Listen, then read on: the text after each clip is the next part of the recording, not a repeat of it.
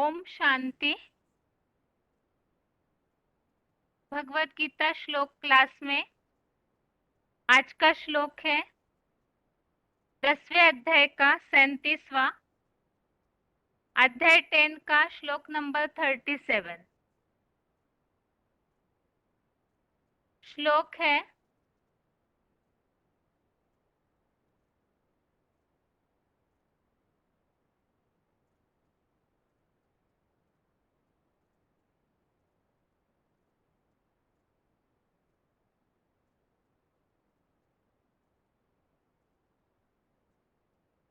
श्लोक है ऋष्णीनां वासुदेवोऽस्मि पांडवानां धनंजय मुनीनाम्प्यहं व्यासः कवीनाम उष्णा कवि। श्लोक दोबारा।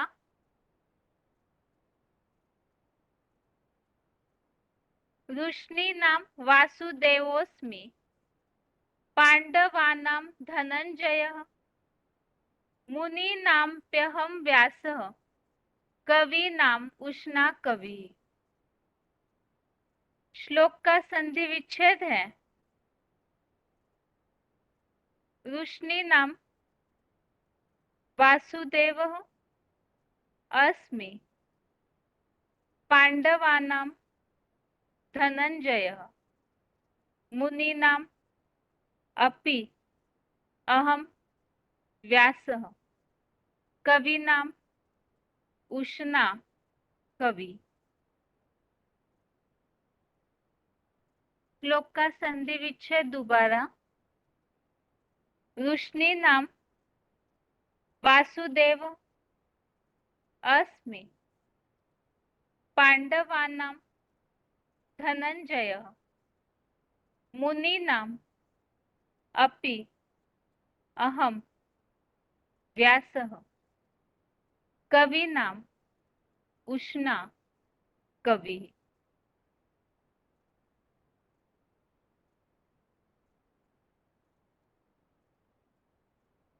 शब्दों के अर्थ हैं ऋष्णि नाम अर्थात ऋष्णि वंशी में। वासुदेवोस्मि दो शब्द है वासुदेव अस्मि। वासुदेव अर्थात वासुदेव, अस्मि अर्थात हूँ। पांडवानाम अर्थात पंडारूप पांडु का पुत्र। धनंजय अर्थात ज्ञान धन जेता अर्जुन हूँ। मुनि नाम हम, इसमें दो शब्द मुनि नाम अहम। मुनि नाम अर्थात मुनियों में, अहम अर्थात मैं, व्यासः अर्थात व्यास हूँ। कवि नाम अर्थात कवियों में, उष्णा अर्थात उष्णा, कवि अर्थात कवि, अपि अर्थात भी हूँ।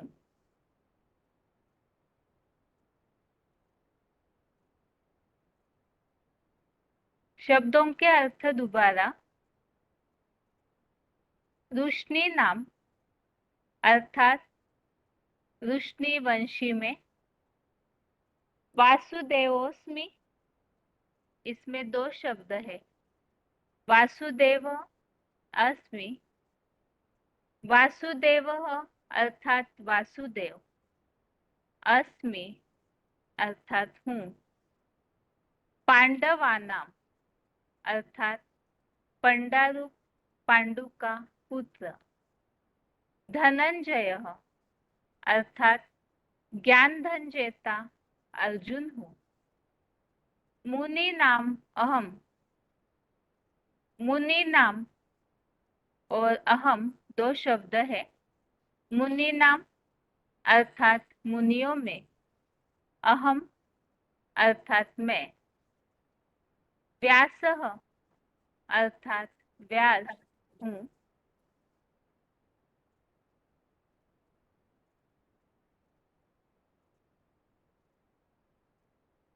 कवि नाम अर्थात कवियों में। उष्णा अर्थात उष्णा, कवि ही अर्थात कवि, अपि अर्थात भी हूँ। श्लोक का अर्थ है,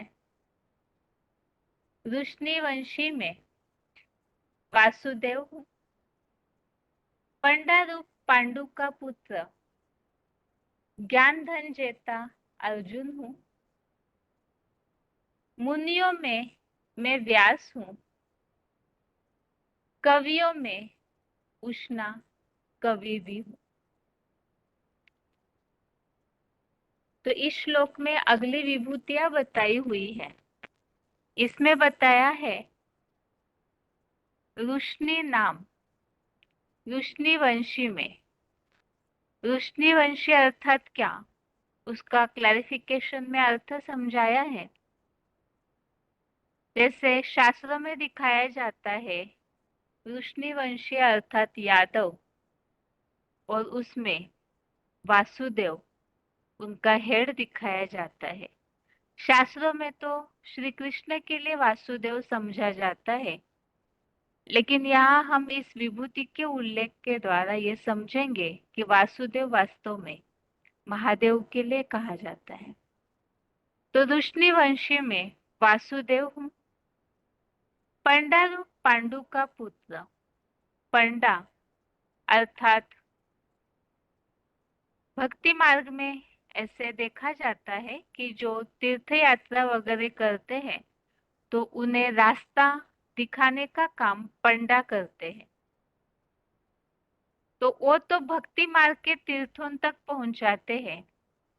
यहाँ भक्ति मार्ग नहीं, ज्ञान मार्ग के हिसाब से वास्तव में तीर्थ अर्थात तीर माना किनारे लगाने वाला स्थान। तो ऐसे तीर्थ जो शांति के स्थान पर पहुंचाने वाला वो पंडा रूप पांडु का पुत्र, और पांडु जो पांडवों के पिता का नाम बताया जाता है। तो यहाँ ऐसे जो भी धर्म के रास्ते पर चलने वाले पांडव हैं, तो उन पांडवों का वो पिता पांडु, और उन्हें बताया है कि वही पंडा है, अर्थात किनारे लगाता है, असली जो तीर्थ यात्रा है वो कराते हैं। तो पंडा रूप पांडु का पुत्र, ज्ञान धन जेता अर्जुन हूँ, अर्थात धनंजय जो सद्भाग्य का अर्जन करता है, ज्ञान धन को पूरी तरह से अर्जित करता है। आगे बताया है, मुनियों में मैं व्यास हूँ। तो जितने भी मुनि अर्थात यहाँ मूल्यों के आधार से हमने पिछले श्लोकों में समझा है मनन चिंतनशील, तो उन मनन चिंतनशील मुनियों में व्यास ये विभूति का नाम बताया। और कवियों में उष्णा कवि, जो कि पहला कवि माने जाते हैं, तो वो कवियों में उष्णा कवि भी हूँ। अब इन्हीं विभूतियों के बारे में क्लैरिफिकेशन वाले अर्थ में और समझाने दी हुई है। ज्ञान वर्षा करता किंतु धारण करता नहीं, ऐसे वृष्णिवंशी यूरोपवासी यादवों में ज्ञान धन दाता वसुदेव, शिव का पुत्र वासुदेव। यादवों का भी बाप बम बम महादेव हूँ,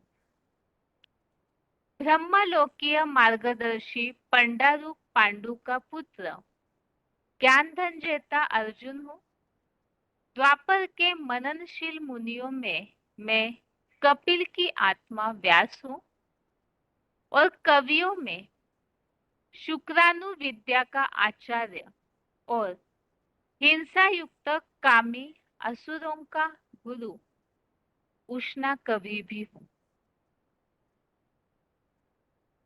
तो यहाँ पर जो क्लैरिफिकेशन वाले अर्थ में और उल्लेख स्पष्ट किया हुआ है इन्हीं विभूतियों के बारे में। वृष्णिवंशियों में वासुदेव, वृष्णिवंशियों के लिए यहाँ स्पष्टीकरण ऐसे बताया कि ज्ञान बरसात करते लेकिन धारण करता नहीं। तो ये वास्तव में यादव अर्थात विदेशी जो धर्म है उनके हिसाब से बताया जाता है। यादवों के लिए शास्त्रों में जो बताया है कि बहुत धनाढ्य हुआ करते और उनके पेट से मूसल निकले जिसने उन्होंने अपने ही कुल का संहार कर लिया। तो वो ज्ञानी तो बहुत होते हैं, अर्थात ज्ञान होता तो है लेकिन खुद प्रैक्टिकल जीवन में धारण नहीं करते हैं। तो इसलिए बताया ज्ञान वर्षा करता किंतु धारण करता नहीं। तो ऐसे वंशी यूरोपवासी यादव, ऐसे जो विधर्मी धर्म वाले हैं, तो वो यादव जो विनाशकारी बनते हैं, तो ऐसे यादवों का हेड उनको बताया हुआ है बम बम महादेव। और उन्हीं के लिए बताया ज्ञान धन दाता वसुदेव, शिव का पुत्र। वसु अर्थात धन संपत्ति ज्ञान की, और उस वसुदेव का अर्थात शिव का पुत्र वासुदेव जो उस ज्ञान धन संपत्ति को धारण करता है। और वही यादवों का हेड महादेव भी है, क्योंकि प्रैक्टिकल जीवन में जिन्होंने ज्ञान को धारण किया, जो जितना ज्ञानी वो उतना योगी। और महादेव ही ज्ञान योग की क्षमता के आधार से ऐसे जो भी यादव है उन्हें कंट्रोल करते हैं। तो इसीलिए बताया वासुदेव अर्थात यादवों का भी बाप बम बम महादेव। आगे जो बताया है ब्रह्मलोकीय मार्गदर्शी, तो ब्रह्मलोक अर्थात परम धाम। ऐसे परम धाम रूपी तीर्थ स्थान पर सबसे बड़ा किनारा मुक्ति का धाम, जीवन मुक्ति का धाम। ऐसे स्थान पर पहुंचाने के लिए ज्ञान के द्वारा जो अभी मार्ग बता रहे हैं, ऐसे पंडारूप पांडु और उन पांडु का पुत्र ज्ञान धनजेता अर्जुन। और द्वापर युग के जो मननशील मुनि है उनमें कपिल की आत्मा ही, कपिल मुनि को सांख्य योग का प्रणेता माना जाता है।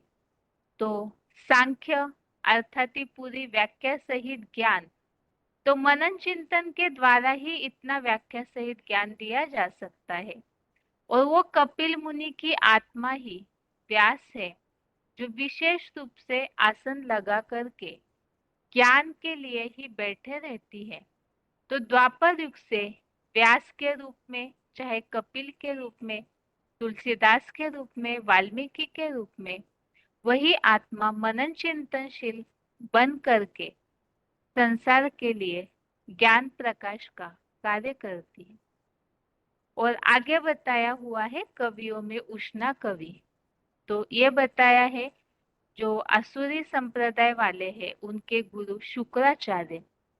तो आसुर अर्थात ही विकारी, हिंसा युक्त, काम क्रोध ऐसे विकारों का युद्ध करने वाले। तो ऐसे जो असुर है उनके गुरु शुक्राचार्य। तो यहाँ बताया शुक्राणु विद्या का आचार्य, और उन्हें ही उष्णा कवि बताया। अभी श्लोक में यहाँ जो भी उल्लेख आए हुए हैं उन्हीं के बारे में भगवत गीता में और अध्यायों में भी उल्लेख है। तो उसे रेफरेंस श्लोक के तौर पर देखते हैं।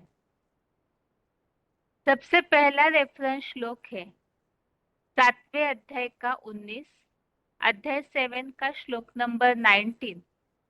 आज के श्लोक में जो वसुदेव का पुत्र वासुदेव ऐसा उल्लेख है, तो ये श्लोक में भी उल्लेख आया है जड़ जंगम जगत उस ज्ञान धन दाता वसुदेव, शिव बाप के पुत्र वासुदेव।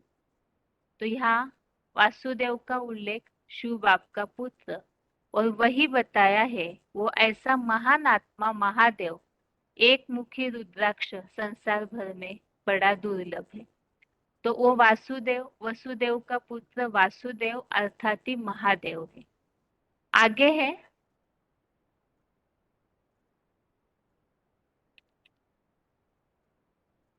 10वें अध्याय का 22, अध्याय 10 का श्लोक नंबर 22। इसमें भी वसुदेवों में प्रधान वसु शिव का पुत्र वासव वासुदेव। और 11वें अध्याय का 50, अध्याय 11 का श्लोक नंबर 50। इसमें इस तरह उल्लेख आया है, अखुट ज्ञान धन दाता वसुदेव शिव के पुत्र वासुदेव। और यहाँ अर्जुन के लिए भी उल्लेख आया है, धनंजय अर्जुन का। आगे है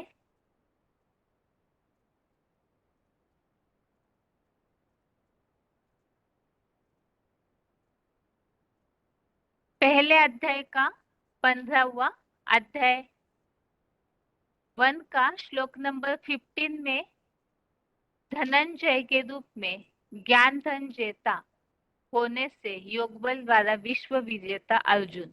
तो अर्जुन के लिए यहाँ धनंजय के अर्थ के रूप में उल्लेख आया हुआ है। ऐसे ही दूसरे अध्याय का 48, अध्याय 2 का श्लोक नंबर 48, इसमें भी धनंजय अर्जुन का उल्लेख है, सच्ची गीता एडवांस ज्ञान धन जेता अर्जुन। आगे है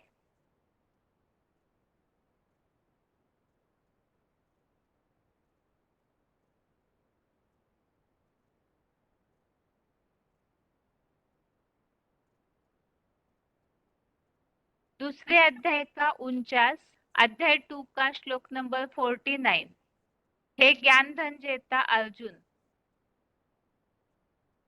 ऐसा उल्लेख है। 7वें अध्याय का 7वां, अध्याय 7 का श्लोक नंबर 7। और 12वें अध्याय का 9वां, अध्याय 12 का श्लोक नंबर 9।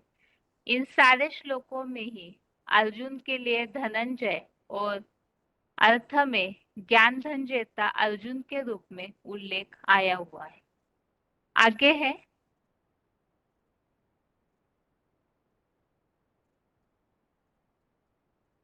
18वें अध्याय का 72, अध्याय 18 का श्लोक नंबर 72। इसमें भी ज्ञान धन जेता अर्जुन धनंजय का उल्लेख है।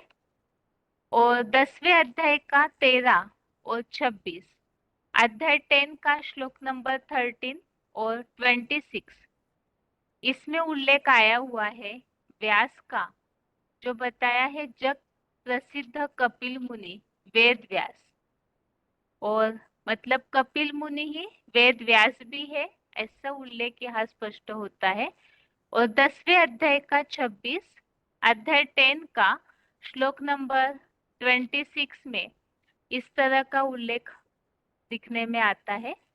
वो भी कपिल मुनि, जो कपिल मुनि है,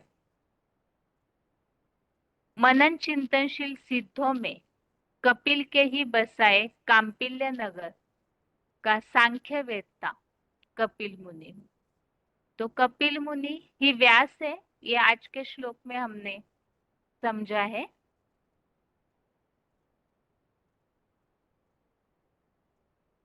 आगे है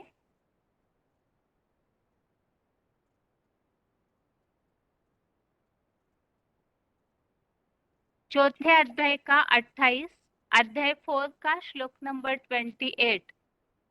इसमें व्यास मुनि जैसे नंबरवार मननशील तपस्वी योगी जन तीक्ष्ण व्रत वाले हैं, ऐसा उल्लेख। तो व्यास मुनि मननशील तपस्वी।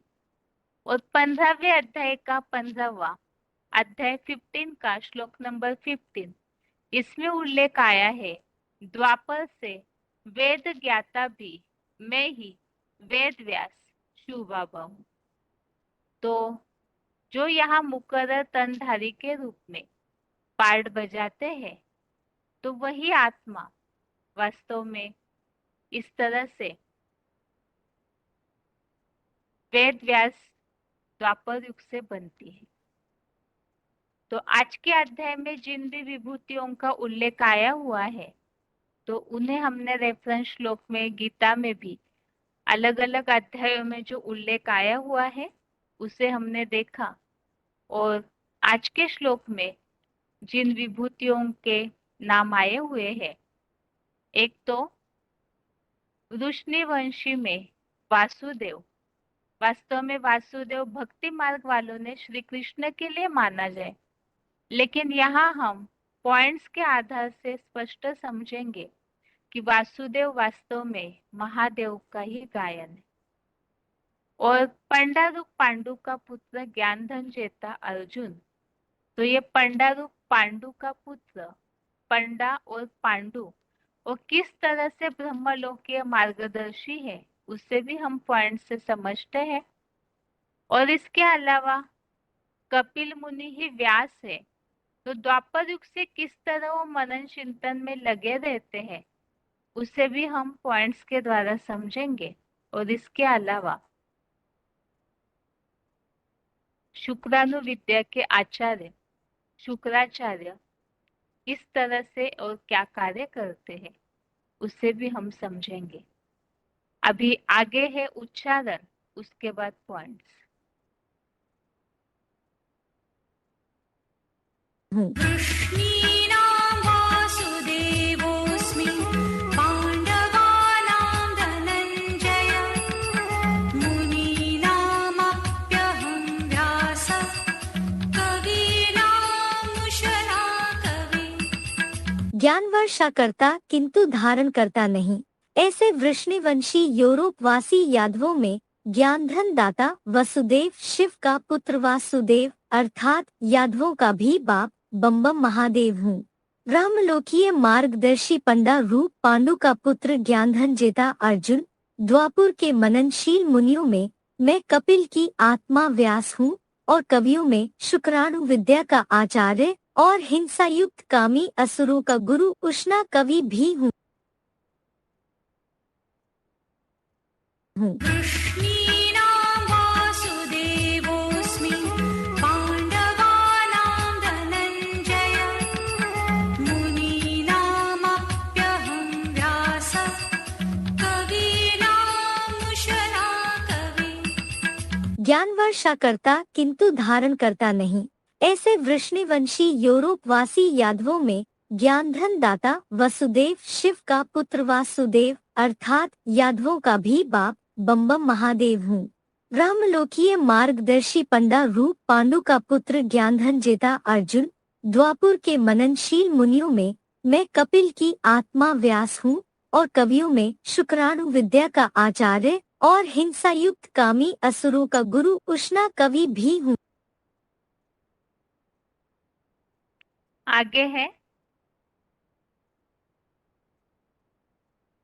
पहला पॉइंट है वीसीडी नंबर 2508 2508 1 घंटा 3 मिनट 1 आवर 3 मिनट्स के बाद से लिया हुआ पॉइंट है। ज्ञान वर्षा करता किंतु धारण करता नहीं, ऐसे वृष्णिवंशी यूरोपवासी यादव।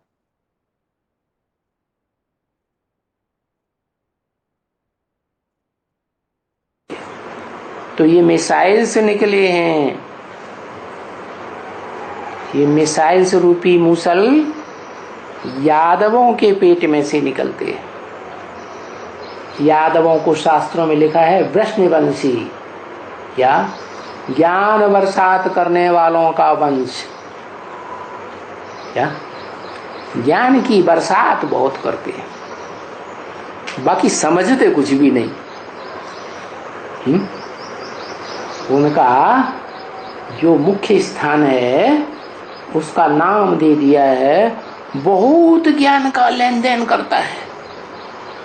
क्या ज्ञान का लेन देन बहुत, बाकी प्रैक्टिकल जीवन कुछ नहीं। वही व्यभिचारी के व्यभिचारी। तो उस शहर का नाम क्या है? क्या नाम है? नाम है लेन देन। बहुत ही लेन देन करते हैं, धारणा कुछ भी नहीं। उनको कहा जाता है वृष्णिवंशी यादव। अगला पॉइंट है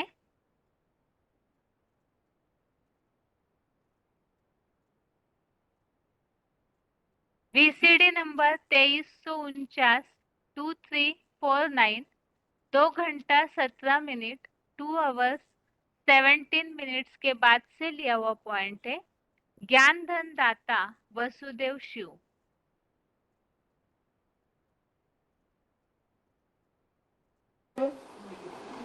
वसु का अर्थ है धन संपत्ति, देव माने देने वाला। क्या? वसुदेव माने धन संपत्ति देने वाला। और ऊंचे से ऊंची धन संपत्ति क्या है? नहीं ज्ञान सदृशम पवित्रम यही विद्यते, गीता में लिखा है। ज्ञान के समान पवित्र ऊंची चीज इस दुनिया में कोई भी चीज नहीं है। क्या? तो ऊंचे तक ऊंचा भंडार जिसके पास है वो ही असली वसुदेव है। कौन? शिव या धर्मपिता है? शिव। ये मनुष्य सृष्टि का आदि धर्म पिता। वो भी ऊंचे से ऊंचा भंडार नहीं है सत्य का, ज्ञान का। ज्ञान माने जानकारी, क्योंकि वो भी जन्म मरण के चक्र में आता है, तो पिछले जन्म की बातें भूल जाती। एक ही आत्मा है जो जन्म मरण के चक्र में नहीं आती, इसलिए त्रिकालदर्शी है, इसलिए सत्य को जानती है। अगला पॉइंट है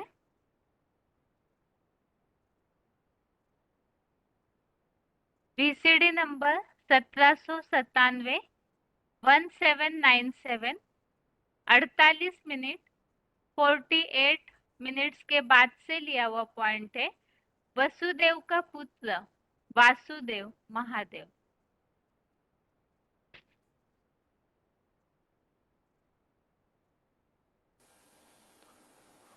और ये है वसुदेव का पुत्र वासुदेव। भक्ति मार्ग में वासुदेव किसको कहते हैं? कृष्ण को कहते हैं।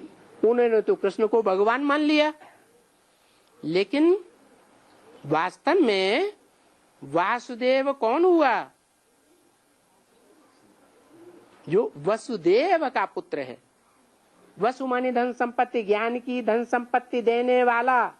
देव माने देने वाला। कौन है? शिव बाबा।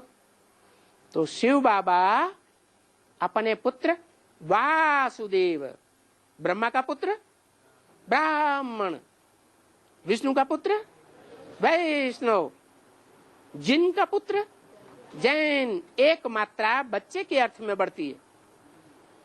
तो वसुदेव का पुत्र कौन हुआ? वासुदेव। वो वासुदेव किसके लिए कहा? उन्होंने तो कृष्ण के लिए लगा दिया, लेकिन वासुदेव है कौन? है जो धन संपत्ति, ज्ञान की धन संपत्ति देने वाले का पहला पुत्र है। कहते हैं देव देव महादेव। देव ब्रह्मा, देव विष्णु, देव देव कहते हैं कि महादेव। तीसरा महादेव, माने देव देव हो गए दो। कौन कौन? ब्रह्मा और विष्णु, और महादेव शंकर। तो बाबा मुरली में पूछते हैं बड़ा कौन हुआ? है महादेव बड़ा हुआ। सूक्ष्म वतन में भी ऊंची स्टेज में किसको दिखाते हैं? शंकर को दिखाते हैं। तो वासुदेव वास्तव में किसका नाम हुआ? है शंकर का ही नाम हुआ। आगे है वीसीडी नंबर 667 667 44 मिनट 44 मिनट्स के बाद से लिया हुआ पॉइंट है। यादों का भी बाप बम बम महादेव।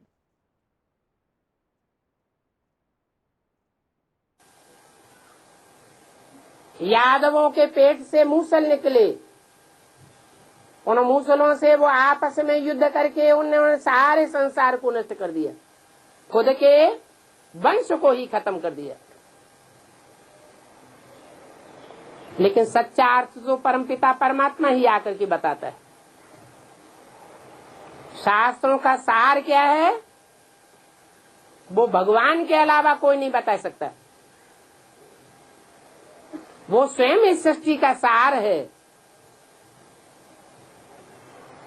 वो आकर के बताता है कि शास्त्रों में स्थूल रूप में जो बातें लिखी हुई हैं वो प्रतीकात्मक बातें हैं, उनका लाक्षणिक अर्थ है।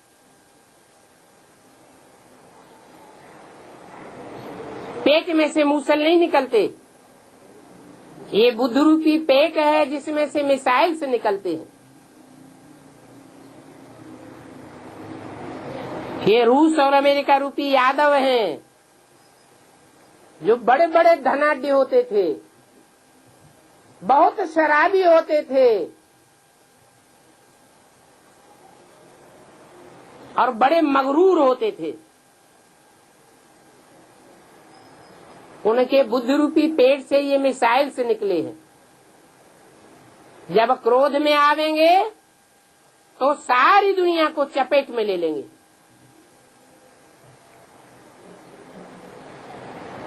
परंतु नुधा हुआ है ये विनाश का कार्य शंकर के माथे चढ़ा हुआ है। शंकर द्वारा विनाश। शंकर के नाम के पहले हर हर बम बम जोड़ा जाता है।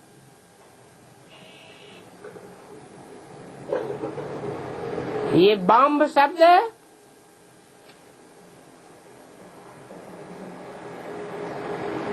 शंकर जिन्हें यादवों का हेड कहा जाए वो ही प्रेरणा देते हैं कि आसुरी सृष्टि का विनाश हो जाए। ये सारी सृष्टि आसुरी बन गई, आसुरी धर्म सारी दुनिया में फैल गए और आदि सनातन देवी देवता धर्म की स्थापना लोप हो गई। वो लोप हुए धर्म को स्थापन करने के लिए ये आसुरी सृष्टि का विनाश जरूरी है, क्योंकि देव आत्माएं बहुत थोड़ी होती हैं और असुरों की संख्या बहुत ज्यादा होती है। अगला पॉइंट है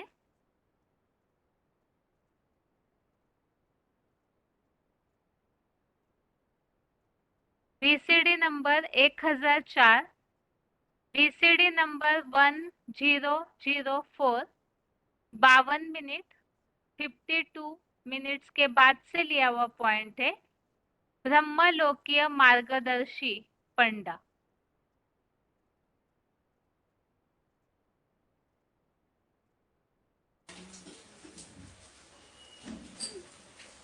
बाबा बेहद का रूहानी पंडा है। उस पांडव के बच्चे तुम सब पांडव हो। वो है पंडा, तुम हो पांडव। उनको बुलाते भी हैं, हे पतित पावनाओ,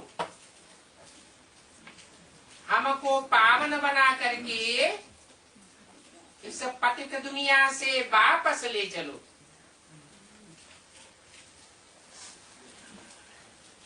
वो सभी है जिस्मानी पंडित, तीर्थ यात्राएं कराने ले जाते हैं, फिर वापस इसी पतित दुनिया में आ जाते हैं। और बाप है रूहानी पंडा, जो हमको ऐसी यात्रा कराता है परम धाम की कि वापस इस दुख की दुनिया में हम नहीं आवेंगे। तो देखो, जिस्मानी पंडों में और रूहानी पंडे में रात दिन का अंतर है। अगला पॉइंट है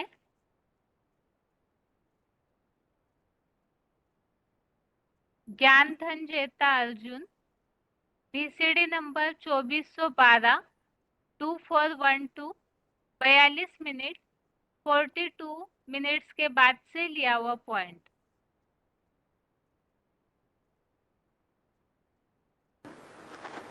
गीता में क्या लिखा है? बुद्धिमान नर अर्जुन है, वो तो ठीक है। बुद्धिमानों के बीच अगर कोई बुद्धिमान नर है तो वो तो अर्जुन है। अर्जुन माने अर्जन करने वाला, सद्भाग्य का अर्जन करने वाला और सत ज्ञान का अर्जन करने वाला, सच्चा ज्ञान कमाने वाला, सच्चा धन कमाने वाला, धनंजय, धन को जीतने वाला। कौन सा धन? दुनियावी धन नहीं, ज्ञान धन। तो जो ज्ञान धन जीतने वाला अर्जुन है। आगे है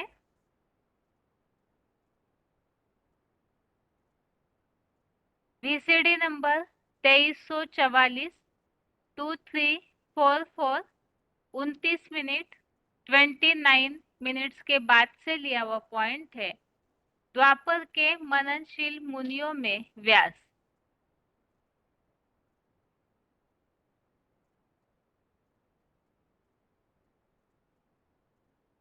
मनुष्य सृष्टि में जो हीरो पार्टधारी आत्मा है वो मनन चिंतन मंथनशील है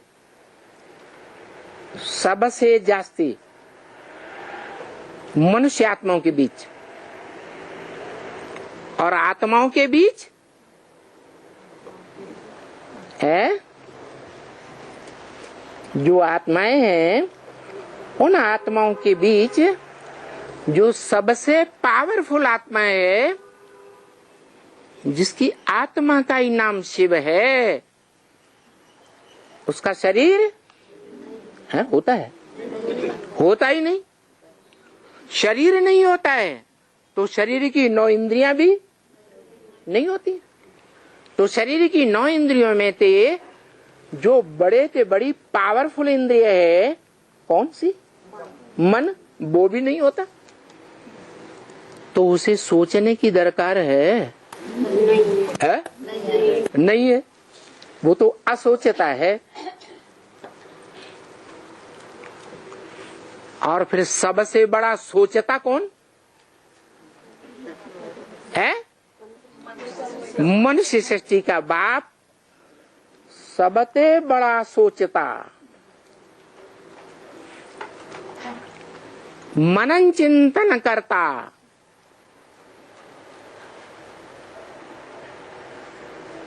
ऐसा मनन चिंतन करता जो देव योनि में देवताओं की सृष्टि जो सतयुग त्रेता है उसमें तो लगातार आत्मिक स्थिति में रहता ही है।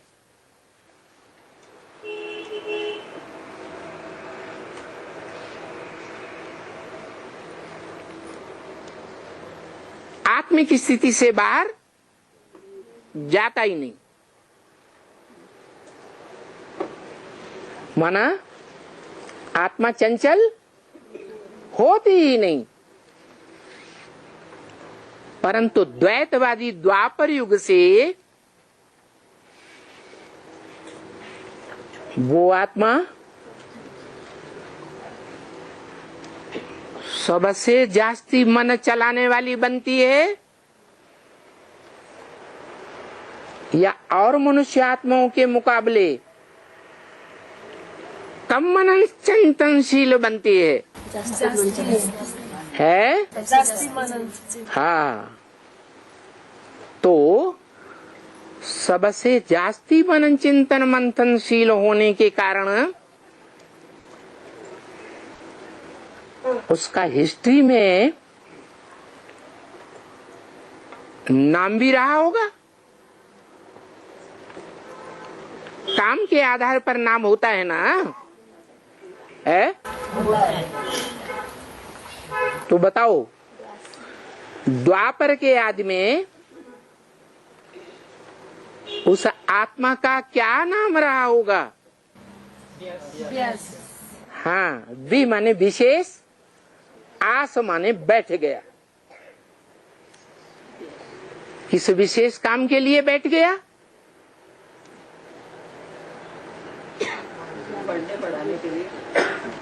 मनुष्य शरीर में 9 इंद्रियां,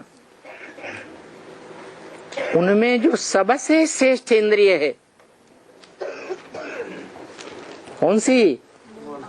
मन। उस मन का कार्य करने के लिए परमानेंट बैठ गया।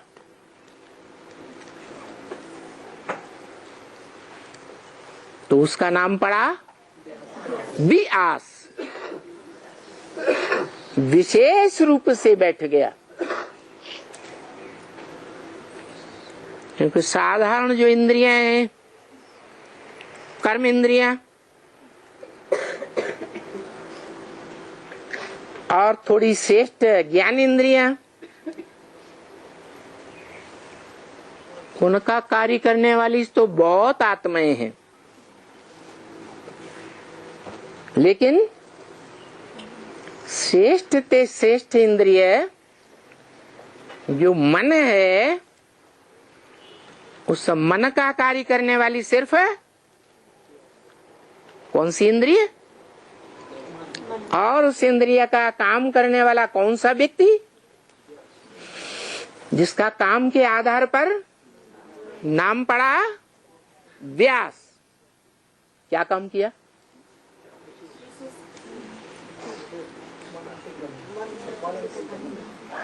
क्या मनन चिंतन मंथन किया? उसके मनन चिंतन मंथन का कोई प्रूफ भी तो होना चाहिए, जिस प्रूफ का सारी दुनिया, सब धर्म के अवलंबी लोहा मानते हो।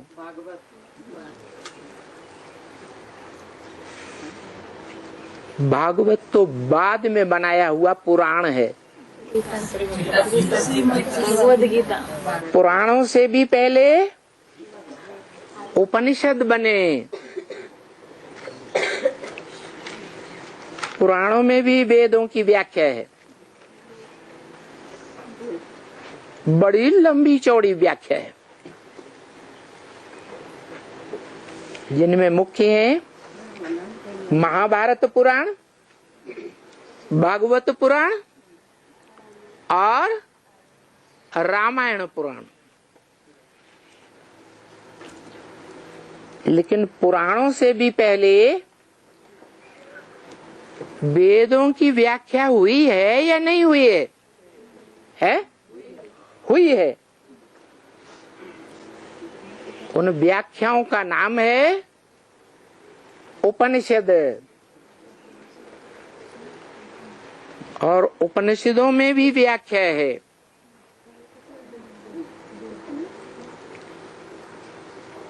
उपनिषद से पहले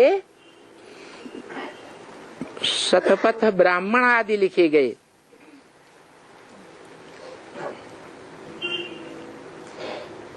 ब्राह्मणों ने ही लिखे। और उससे भी पहले आरण्यक लिखे गए। आरण्य जंगल को कहा जाता है।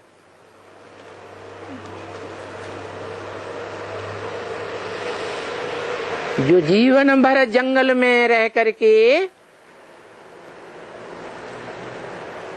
मनन चिंतन मंथन के कार्य में लगे रहे, उस कार्य का नाम पड़ा आरण्यक। आरण्यक भी वेदों की व्याख्या थी।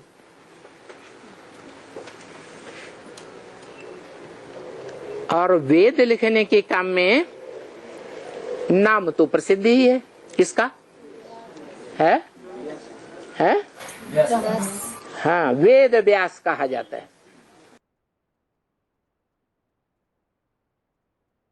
अगला पॉइंट है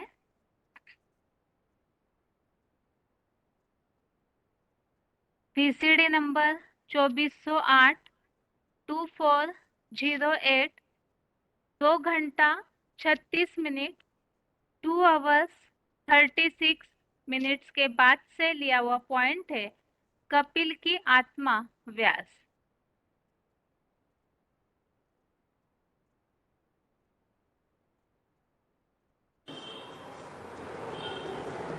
वो कंपिल्य नगर कपिल मुनि के नाम पर बसाई गई नगरी है, जो सांख्य शास्त्र के प्रणेता थे, जिन्होंने ज्ञान की योग की हर बात को गहराई तक विस्तार से समझाया था।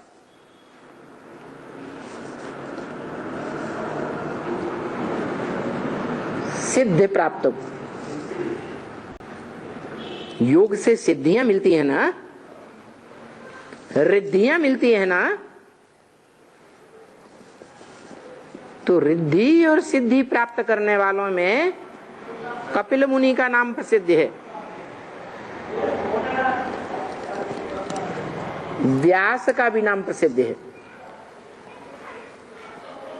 महाभारत में भी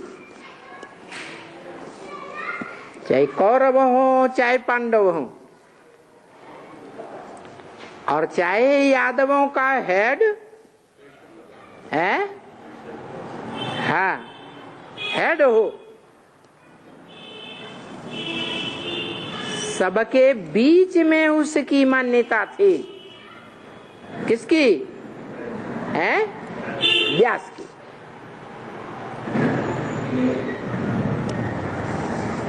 तो इससे साबित होता है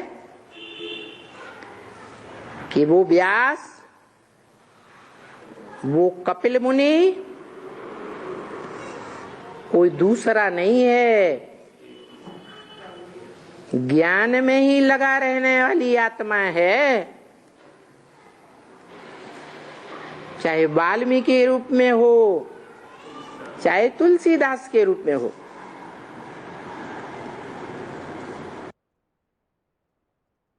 अगला पॉइंट है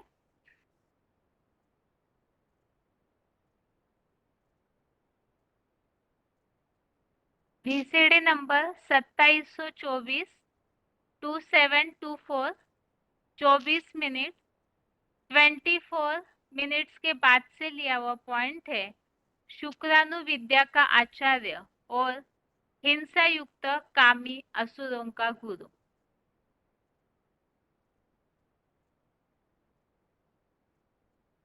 संगठित होके रहे। आज भी मुसलमानों में इतनी दम है कि उनकी बुद्धि एक काबा में लगी रहती है। तो बुद्धि संगठित है कि नहीं? कब है ना? तो संगठन को महत्व नहीं देते। हाँ, गुरुवार को महत्व देते, शुक्रवार को महत्व देते। हाँ, शुक्राचार्य गुरु है ना उनके, राक्षसों के, तो उनको महत्व देते। हाँ, शुक्राचार्य नाम क्यों रखा? शुक्र क्या होता है? जो कर्मेंद्रियों से, कर्मेंद्रियों में खास काम इंद्रिय से शुक्र माने वीर्य निकलता है, उसको कहते हैं शुक्र।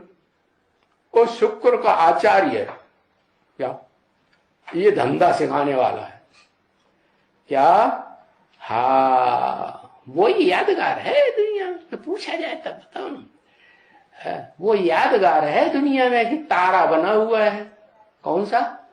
जब सूर्य निकलता है, कहते हैं ना सूर्य भगवान। अब वो जड़ सूर्य की बात थोड़ी है। चैतन्य ज्ञान सूर्य शिव इस सृष्टि पर आते हैं तो उनके आने से पहले कौन निकलता है? रोशनी लेकर के, ज्ञान की रोशनी लेकर के निकलता है। डमरू कहते हैं ना, एडवांस ज्ञान का पहली रोशनी कौन सी निकलती है? क्या कहते हैं उसको? डमरू कहते हैं कि नहीं? कि कुछ और निकली? नहीं, तो वो रोशनी जो निकलती है उसका नाम है क्या? तारे का नाम क्या है? शुक्र तारा। देख लो, सूर्य बाद में निकलता है, शुक्र तारा पहले निकलता है। इस तरह से ये 10वें अध्याय के 37वें श्लोक संबंधित पॉइंट्स हमने समझे, जिसमें ऋष्णिवंशी अर्थात यादवों का हेड महादेव है और वही वासुदेव भी बताए हैं। और इसके अलावा पांडवों में ज्ञान धन जेता अर्जुन, मुनियों में कपिल मुनि ही जो व्यास भी है, और कवियों में ये शुक्राणु विद्या का आचार्य और हिंसा युक्त कामी असुरों का गुरु उष्णा कवि। अभी आगे है रिवीजन।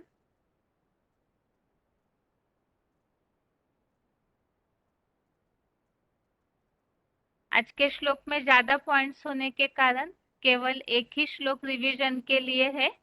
8वें अध्याय का 15वां अध्याय 8 का श्लोक नंबर 15।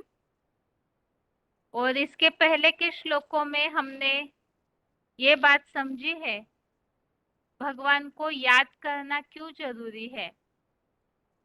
प्रयाण काल में, विनाश काल में जो अविचल भक्ति भाव से भगवान को अव्यभिचारी रूप से याद करते हैं, और वो याद करने का तरीका भी हमने समझा कि संपूर्ण इंद्रियों को नियमित कर 9 द्वारों को भली भांति वश में करके मन को अंतःकरण में रोककर अर्थात अंतर्मुखी होकर के फिर परमात्मा की भ्रुकुटी में योग की धारणा पे आधारित अपनी मन बुद्धि को स्थिर करना। और इसका अर्थ हमने समझा था जो ज्ञान के हिसाब से मूल्यों में शिव बाबा ने बताया है, जो साकार है जिसका तन निमित्त बनता है, तो उस साकार में निराकार परमपिता शिव को याद करना। और साथ में ही ओम ये जो एकाक्षर मंत्र है, तो उसे व्यवहार में लाना अर्थात उसके साथ जो कर्तव्य जुड़े हुए हैं, जिस आधार से सृष्टि परिवर्तन होती है, तो उन कर्तव्यों को प्रैक्टिकल जीवन में ला करके जो कल्पांत काल में ऐसे अव्यभिचारी रूप से भगवान को याद करता है, देहभान छोड़ देता है, तो वो विष्णु रूप परम गति अर्थात वैकुंठ की, स्वर्ग की अतीन्द्रिय सुख की गति को प्राप्त होते हैं। और इसीलिए ही नित्य नियम पूर्वक लगनशील अर्थात पूरे स्नेह भाव से, अव्यभिचारी भाव से भगवान को याद करने से ऐसे योगियों को सुख पूर्वक भगवान मिल जाते हैं।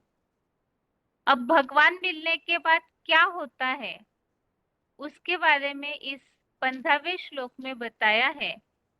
तो श्लोक नंबर 8वें अध्याय का 15 है, मामुपेत्य पुनर्जन्म दुःखालयम शाश्वतम नाप्नुवन्ति महात्मानः संसिद्धिं परमां गतः। श्लोक दोबारा, मामुपेत्य पुनर्जन्म दुःखालयम शाश्वतम नाप्नुवन्ति महात्मानः संसिद्धिं परमां गतः। अर्थात मेरे पंचमुखी परम ब्रह्म महादेव पास पहुंचकर विष्णु चतुर्भुज रूप परमोत्कृष्ट वैकुंठवासी की संपूर्ण सिद्धि को पहुंचे हुए महात्माएं इस विनाशी नारकीय द्वापर कलयुगी दुखधाम में सीधे पुनर्जन्म नहीं पाते। वे सत त्रेता के 2500 वर्ष सुखधाम ही जाते हैं। तो जो अव्यभिचारी भाव से भगवान को याद करते हैं तो वो उन्हें में सुखपूर्वक मिलता हूँ। और ऐसे जो पंचमुखी परम ब्रह्म महादेव अर्थात परम पिता का जो साकार तन निमित्त बनता है, वही पंचमुखी परम ब्रह्म, ऊंचाते ऊंचा परम ब्रह्म महादेव भी है। और उनके पास पहुंचने के बाद एक तो वैकुंठ की ऐसी संपूर्ण सिद्धि अनुभव करते हैं, और जो वैकुंठ की सिद्धि अनुभव करते हैं वे फिर दुखधाम में पुनर्जन्म सीधा नहीं पाते, बल्कि पहले 2500 वर्ष तक स्वर्ग का सुख अनुभव करते हैं। और इसी के लिए ही यहाँ श्लोक में रेफरेंस श्लोक लिए हैं। 15वें अध्याय का 6वां अध्याय 15 का श्लोक नंबर 6 इसमें बताया हुआ है। या तो परम धाम के बारे में बताया है कि जहाँ सूर्य चंद्र और अग्नि भाषित नहीं होती, तो वास्तव में जो चैतन्य परम धाम इस सृष्टि पर परम पिता जिस तन में प्रवेश करते हैं, तो उस तन को एक बार जो साथी अनुभव करते हैं, तो ऐसी आत्माएं वैकुंठ में जाकर फिर 2500 वर्ष तक नरक में नहीं लौटते, तो वही मेरा परम धाम है। और 8वें अध्याय का 21वां अध्याय 8 का श्लोक नंबर 21 है, जिसमें इस बात का उल्लेख आया हुआ है कि ये जो अप्रकट अविनाशी लिंग रूप परम ब्रह्मलोक कहा जाता है, वही वैकुंठ लोकीय परम गति है, जिसको पाकर ये बीज रूप रुद्रगण इस दुखधाम में वापिस नहीं आते। तो उस अवस्था को परम पिता जिस तन में प्रवेश है वो परम ब्रह्म, वही चैतन्य परम धाम, वही स्वर्ग की परम गति है। वहां पहुंचकर फिर नरक में सीधा नहीं आते, 2500 वर्ष तक स्वर्गीय सुख अनुभव करते हैं। आगे है इस श्लोक संबंधित एक छोटा सा पॉइंट।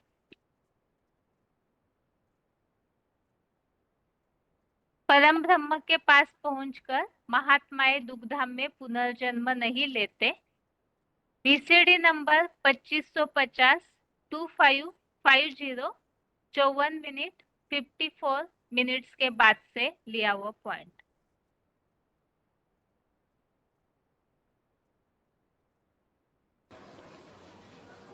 जब कल्पांत होता है, 4 युगों का अंत होता है, महाविनाश होता है, तो इस सृष्टि पर महाविनाश के बाद हम सब आत्माएं बिंदु बिंदु, क्या जो बाप के बच्चे हैं स्पेशल, वो बाप का जो घर बनाया शिव बाप ने आकर क्या नाम दिया, परम ब्रह्म, वहीं जाकर के बैठे। तो वहां जाकर के बैठेंगे तो फिर कुछ टाइम आना जाना नहीं होगा। क्या जब तक प्रकृति के 5 तत्व सात्विक बने तब तक क्या करना पड़ेगा, बस घर में शांति से रहना पड़ेगा। ऐसे नहीं कि अब नहीं हम खेलने जाएंगे, ये करने जाएंगे, घूमने फिरने जाएंगे, नहीं। तो आना जाना नहीं, वो फिर उनके लिए, किनके लिए, किनके लिए है, ये तो बताया नहीं ये किनके लिए आना जाना। तुम्हारे लिए तो समझा, आते हैं तो फिर वापस नहीं जाते। कहां वापस नहीं जाते, और किनके लिए है,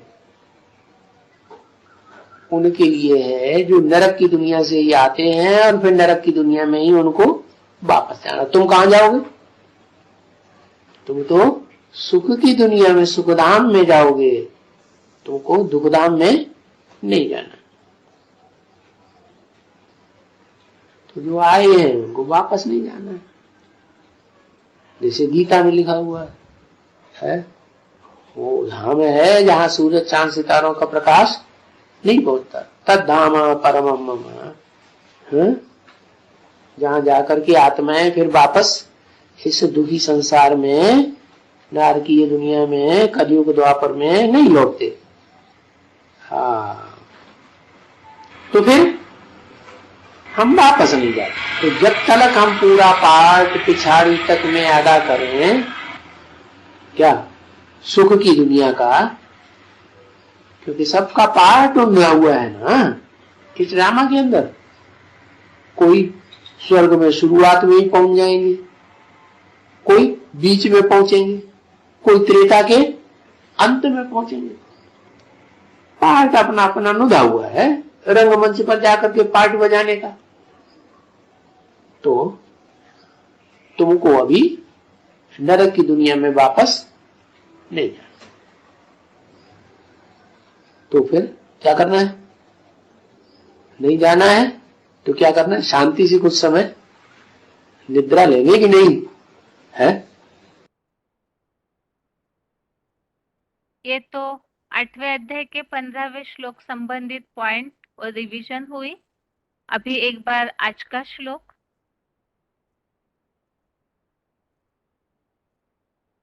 10वें अध्याय का 37वां श्लोक है।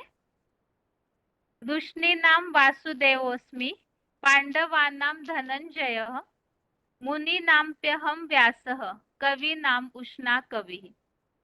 अर्थात ज्ञान वर्षा करता किंतु धारण करता नहीं, ऐसे वृष्णिवंशी यूरोपवासी यादवों में ज्ञान धन दाता वसुदेव शिव का पुत्र वासुदेव, यादवों का भी बाप बम बम महादेव हूँ।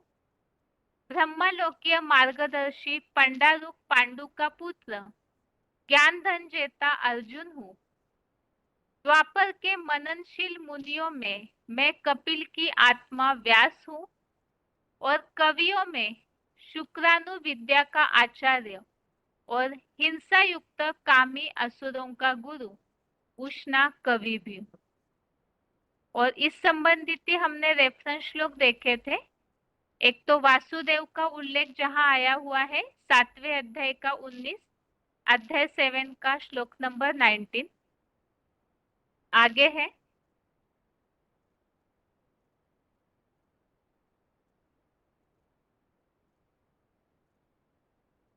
10वें अध्याय का 22, अध्याय 10 का 22, 11वें अध्याय का 50, अध्याय 11 का श्लोक नंबर 50।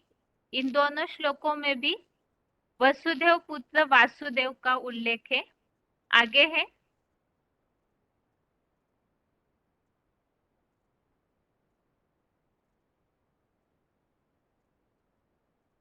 ज्ञान धन जेता अर्जुन, ऐसा जो उल्लेख है आज के श्लोक में। तो पहले अध्याय का 15वां, अध्याय 1 श्लोक नंबर 15, दूसरे अध्याय का 48, अध्याय 2 का श्लोक नंबर 48। आगे है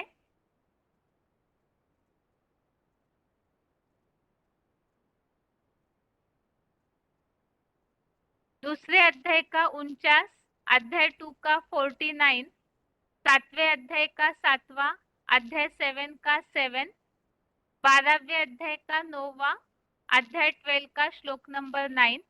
इन सारे श्लोकों में ज्ञान धन जेता अर्जुन धनंजय का उल्लेख है। आगे है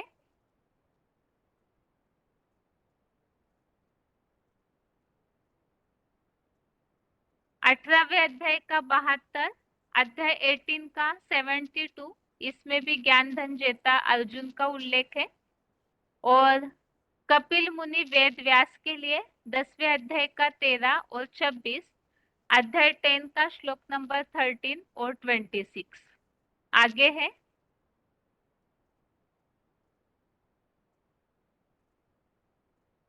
चौथे अध्याय का 28, अध्याय 4 का श्लोक नंबर 28 और 15वें अध्याय का 15, अध्याय 15 का 15। इनमें भी व्यास मुनि जो मननशील है उसका उल्लेख है कि मैं शिव बाबा ही वेद व्यास। इस तरह से 10वें अध्याय का 37वें श्लोक में जो विभूतियां है उन्हें हमने समझा। साथ में 8वें अध्याय के 15वें श्लोक की रिवीजन भी हुई। और इसके साथ ही आज के लिए गीता क्लास यहाँ पूरा होता है। ओम शांति।